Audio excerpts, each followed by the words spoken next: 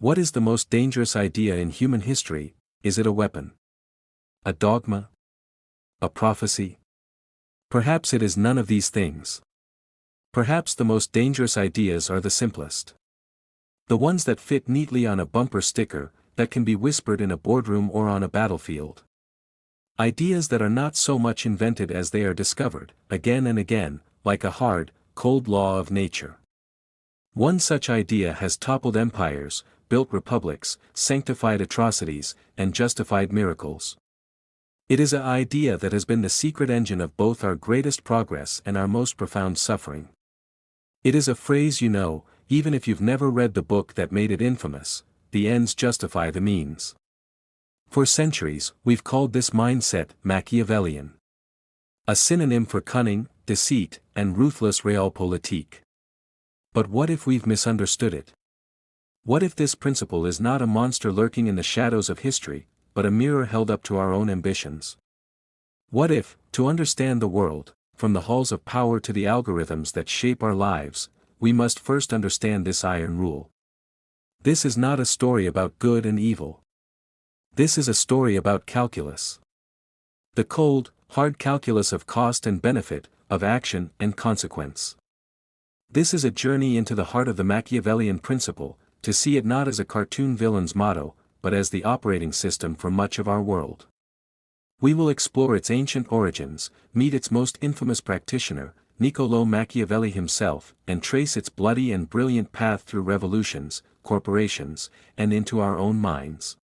We will ask the question that every leader, every innovator, every revolutionary, and every one of us must eventually face: when does the goal become so important that the path you take no longer matters? And at what cost? Victory. To begin, we must go to the source. Not to the origin of the idea, that is far older, but to the man who gave it its name and its modern form. The year is 1513.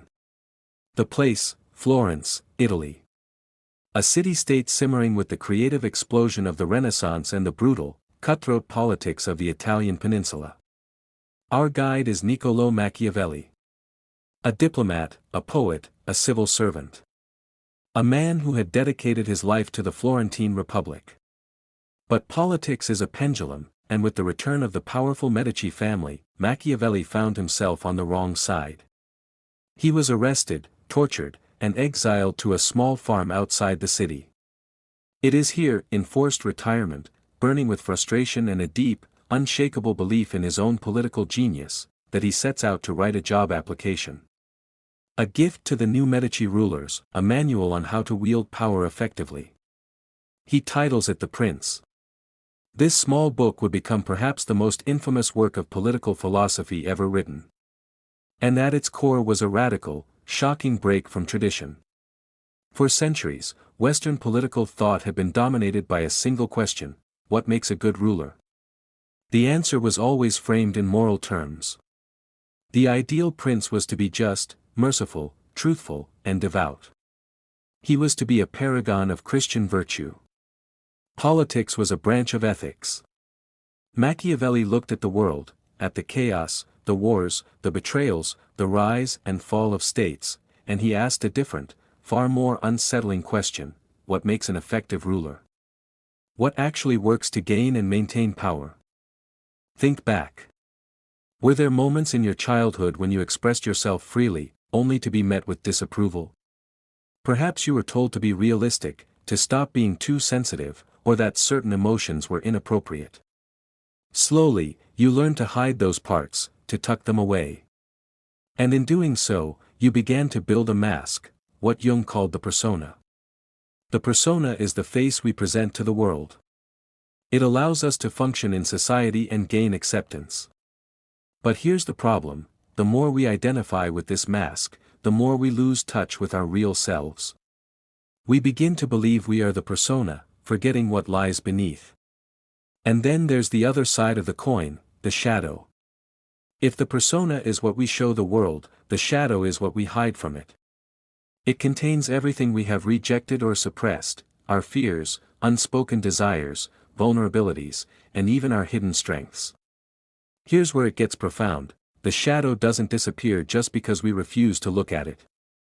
It operates beneath the surface, influencing our thoughts, behaviors, and emotional reactions. The parts of ourselves reject don't vanish, they manifest unconsciously, often as projection. Have you ever intensely disliked someone without fully understanding why? Been triggered by certain behaviors in others?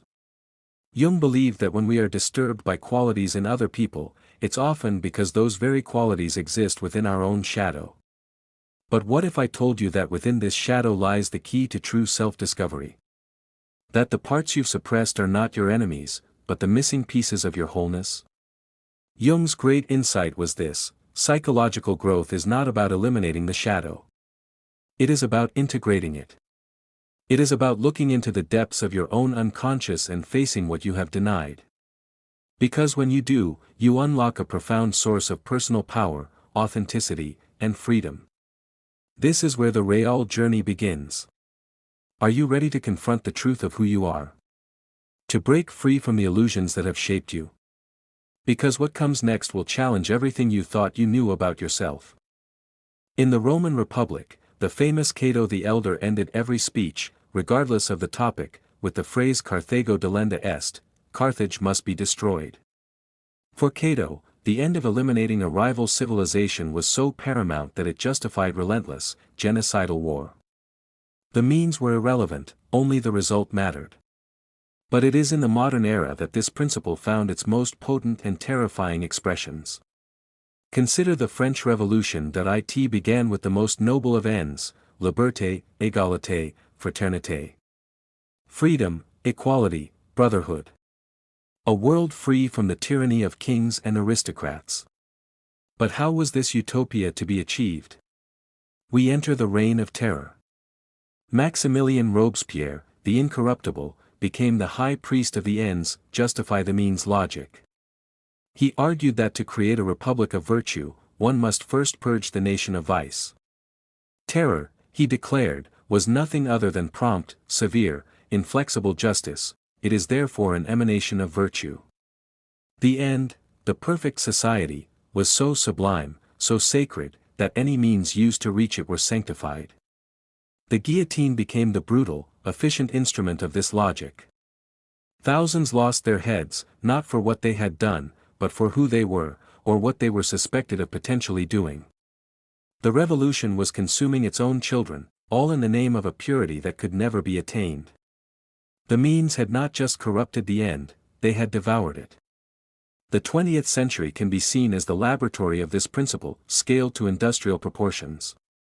The communist vision of a classless, stateless utopia justified the means of forced collectivization, show trials, and the Gulag archipelago, leading to the deaths of millions. The Nazi vision of a racially pure thousand-year Reich justified the means of industrialized genocide. Even the democratic powers were not immune.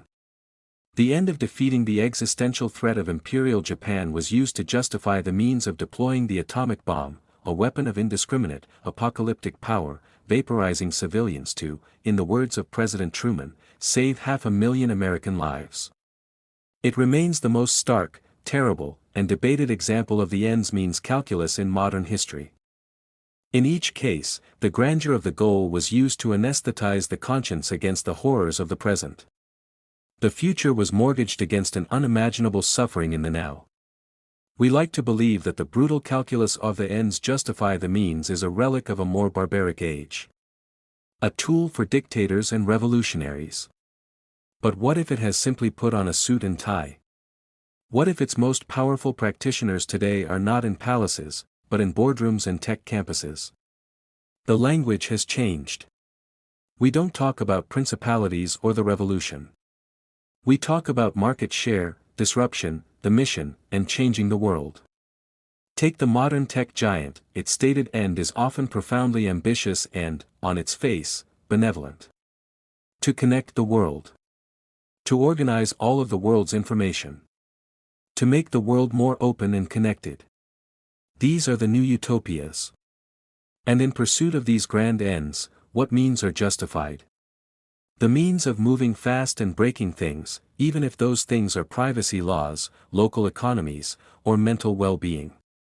The means of exploiting user data on an unprecedented scale, because the end of a perfectly targeted advertisement or a more engaging feed is paramount. The means of creating addictive algorithms that prioritize outrage and confirmation bias, because the end of user engagement and time on site drives revenue. The CEO, like Machiavelli's prince, is not necessarily judged by their personal virtue, but by their effectiveness. The stock price. The user growth. The disruption of a legacy industry, even if that disruption throws thousands out of work. The end, a revolutionary new platform, a $1 trillion valuation, is seen to justify a great deal of collateral damage. In finance, the end is simple: profit. And in the pursuit of astronomical profit, what means are justified? The means of creating impenetrably complex financial instruments that shift risk onto unsuspecting investors. The means of high-frequency trading that exploits microsecond advantages. The means, as we saw in the 2008 crisis, of bundling subprime mortgages into ticking time bombs and selling them as AAA-rated investments. The end, massive bonuses and shareholder value, was seen to justify the means, even when those means threatened to collapse the global economy. The language is one of alpha, arbitrage, and market efficiency, but the underlying logic is as old as Sinigaglia. But this is not just a story about princes and CEOs. The most haunting aspect of the ends justify the means logic is how it lives within each of us. We are all, in our own small ways, amateur Machiavellians. We engage in this calculus daily, often without even thinking. We tell a white lie to spare someone's feelings. The end, preventing hurt, justifies the means, a small deception. We cut a corner at work to meet a deadline. The end, delivering on time, justifies the means, a slight compromise in quality. On one level, this is simply the stuff of life. We navigate a complex world by constantly weighing consequences. But this slippery slope is where the principle takes root in our character. Consider the student who wants to be a doctor. A noble end, surely. To save lives, to heal the sick. But the competition is fierce. The pressure is immense. They have a chance to cheat on the MCAT. The end, becoming a doctor, is so powerful, so deeply desired, that it begins to whisper a justification. This one bad act will be washed away by a lifetime of good deeds. The end, a career of healing, justifies this one dishonest means. This is the personal, moral danger. The goal begins to bleach the action of its moral color. The what I want starts to eclipse the how I get it. And with each small compromise, the conscience is calloused. The means become easier, as long as the end shines brightly enough ahead. So we are left with the central, agonizing question. Is the principle ever valid? Or is it an inherently corrupting force, a poison pill that always, eventually, destroys the very end it seeks to achieve? The critics argue that the means are not a separate, neutral tool. They are, in fact, the seeds of the end itself. You cannot plant the seeds of violence and betrayal and expect to harvest a crop of peace and trust. The means you use become part of the outcome's DNA. A state founded on a massacre will always require more violence to maintain itself.